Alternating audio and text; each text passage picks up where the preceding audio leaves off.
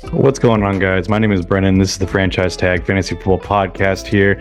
My co-host Aaron and Ray are still doing some family things, so I'm going to be with you guys for the night. We're going to talk about the Monday Night recap and then also some waiver wire pickups. So let's get into the Monday Night recap here really quickly. It was the Raiders at the Lions. Kind of a dud game, so to speak, in my opinion. Raiders 14, Lions 26. What I mean by dud game is that it just wasn't the players you were hoping for to score a lot. And I guess on one side, the other side actually did pretty well. So Jimmy G, he's not the answer long term. He's awful. And I don't even know if it's him necessarily, the play calling. It could be a little bit of everything. He was pretty bad tonight.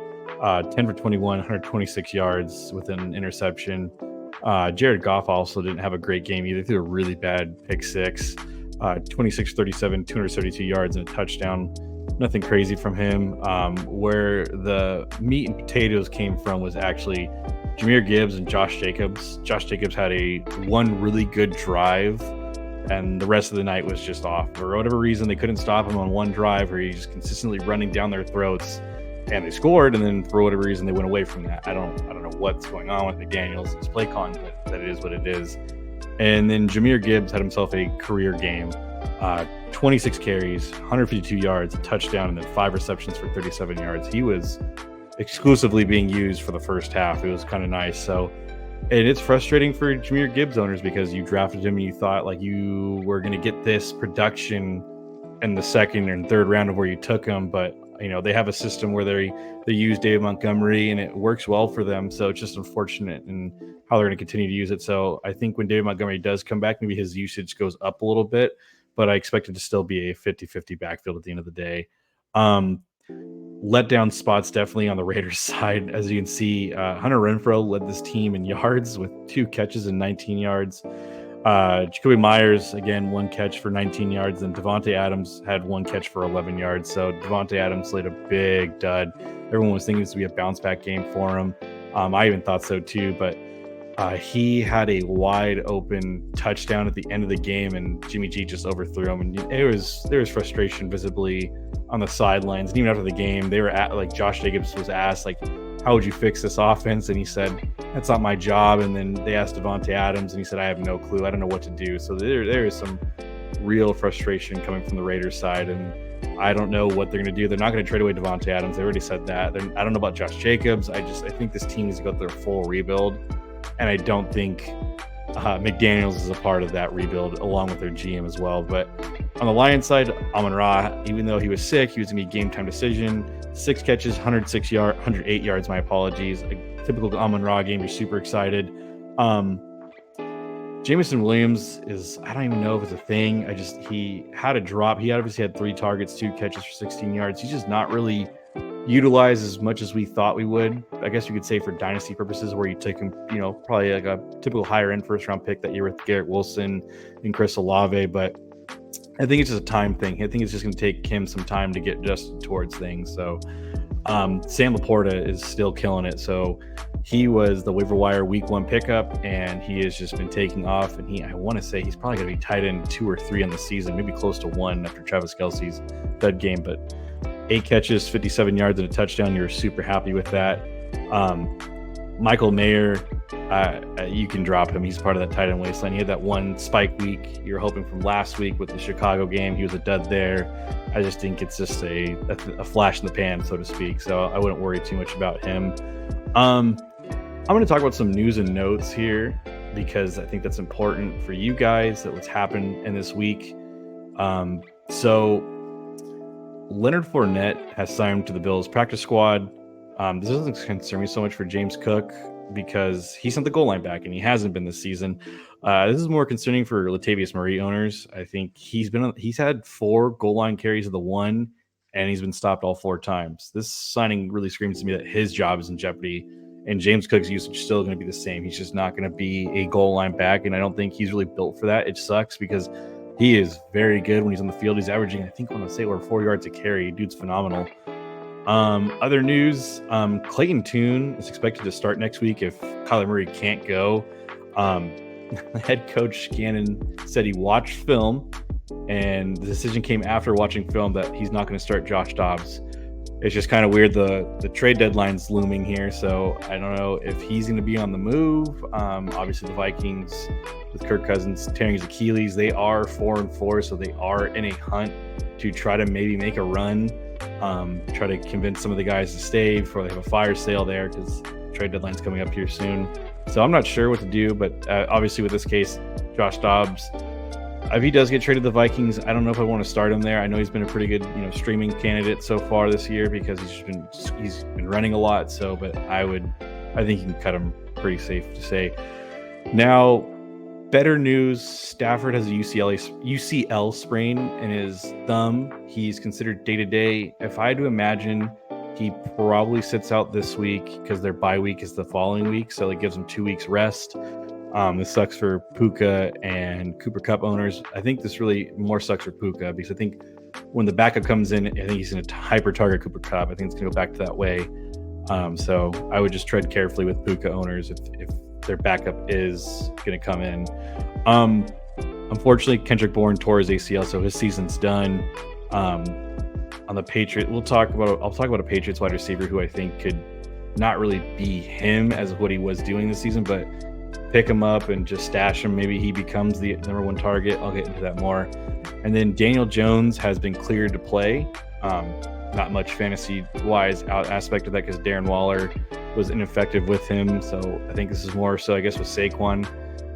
He's going to be a good check-down candidate for this next week. I don't know. And then something to monitor. So Zach Charbonnet had an increased workload in this last game against the Browns, and it was believed because Kenneth Walker got hurt. But that isn't the case. Pete Carroll has gone with the hot hand in the past, but I wouldn't be too worried yet. I look at it like it's potentially both. Maybe he's hurt. Maybe he's going to go with the hot hand because, bell cows typically do get hurt. And so there's no reason for Walker to see 70 to 80% of the snaps. So Kenneth Walker is a candidate for potentially a waiver wire ad for us. But I'm going to get into the waiver wire ads here, guys. So here's some trends here. I'm going to go over some running backs. Leonard Fournette, as you can see, has been rostered heavily, is starting to pick up some steam since the signing. I think I don't know if it's someone I would, pick up, but he is, it's interesting because they're going to go with the goal line back there. Gus Edwards, but he's 72% rostered. And then Amari DeMarcados is probably got 1 or 2 weeks left. He's at 45%. Darrell Henderson's at 59%. I'm pretty sure if you're in a pretty competitive league, anything over 50 is probably owned. Another guy that I would definitely, if he is not owned for whatever reason, is Chuba Hubbard. He was the main back. He got all the carries. Miles Sanders had 2 carries and was almost costing the game when he misran a route. So that's where I would turn in. Also, Cam Akers. With the Vikings losing Kirk Cousins, this team could become more run-dominant based because you don't want to trust a new quarterback to throw the ball. So I could definitely see that. It's definitely someone worth adding. And regardless to all these guys, there's no one I really want to break the bank over. If you have, waiver wire cash, kudos to you. Super exciting. I have none in most of my leagues. So I'm going to go to some wide receivers here. Rashid Shaheed had himself a career day. Unfortunately, Colts just have a terrible secondary. So he's at 36%. He definitely should be rostered, though. I think he is a good someone to stash in case Michael Thomas or Chris Olave does get hurt. He will be the next man up. And then as I was saying with Kendrick Bourne being injured, Demario Douglas, this guy here, he is someone I would definitely go add if you had Kendrick Bourne. I mean, I'd spend, I don't know, maybe 3% fab. That's where I stand with him. He looked okay, but they have really no other wide receivers there besides Juju Smith-Schuster. So that just goes without saying. Definitely would want to add him. Then Jahan Dotson, he had a really career week, I would say, career game. He's at 54% owned. He's probably still owned. It's 1 week. I don't know if it's going to trend in the right direction, but it is what it is. And then again, Khalil Shakir is a guy who had 1 good week. Is it, signs for improvement for the next week? No one knows. Bill's going to do a lot of things. At the end of the day, it's still Stephon Diggs' offense, and then it falls after that. I do see Jaden Reed is a potential add. A lot of the guys here, Aaron and Ray, are big fans of him over like Romeo Dobbs, even Christian Watson. They think he's the better receiver of those guys. So For me, if he's still available, I definitely would spend a little bit of fab, maybe about 2%, 3%, nothing crazy. Getting not breaking the bank. Quentin Johnson had a better game. I guess you could say it was a career game for him. He had 5 receptions for 50 yards last week, but he is going to go against the Jets next week. I really wouldn't go crazy in spending any fab for him. I would just kind of see if you can pick him up. And then we talked about it last week. Me and Ray told you a guy named Jake Bobo. Again, he had a touchdown this week. He is increasing his workload, and so definitely would be wanting to just monitor it and just pick him up if you have like a big bench, like 6 or 7 people. So on to tight ends. Trey McBride, like I said, isn't with Zach Ertz being on the IR. He is the next man up, and he definitely saw the increase in that game. As you can see here in Baltimore, he had 14 targets, 10 catches for 95 yards. So yeah, I would definitely pick him up. I know Clayton Tune's going to be the new quarterback, but again, it's him in Hollywood. So that's where I stand with that. And then for quarterbacks this week, I already can see the 2 names that you can already imagine. Will Levis is the guy. He lit up for his rookie day. He's going to go to Pittsburgh this week. So I definitely would tread carefully in starting him. I don't mind if you pick him up, if you have the room for it, maybe pick him up for potential, because Mike Vrabel's being very careful with his words. He's being very respectful, I feel like, to Ryan Tannehill. He's saying that Will Levis will start this week, as in because Ryan Tannehill can't go this week. But I think we all see that if Will Levis has even just a frat, like even half of a game of what he had last week, he'll be the starter, because he already has more touchdowns thrown than Ryan Tannehill does in the season. So let's just see what the Steelers do with the game tape and see if they change it. But I still think it's an okay ad. Jaron Hall and Nick Mullins are projected to be obviously the quarterbacks from Minnesota. So, head coach has not said who he's going to go with.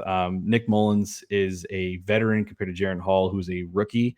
If I had to imagine, they'll probably lean on Nick Mullins just because he's been in the league a little bit longer. Again, no one I'm going to spend any money on, any fab on. It just sucks for all of Minnesota's offense. If Sam Howell is somehow still not owned, definitely go and pick him up by all means. And then again, Taysom Hill, if he's a tight end listed for your league, by all means, I would definitely pick him up because he's being heavily utilized in that offense. But yeah, that is all I have, guys. So again, I appreciate you guys sticking around for this long, listening in. If you guys have any questions or any moves you consider making, leave it down below in the comments. Myself, Ray, or Aaron will definitely comment and give you our 2 cents. But like always, guys, if you guys can like and subscribe, it really helps the channel grow. Until then, guys, we will see you later.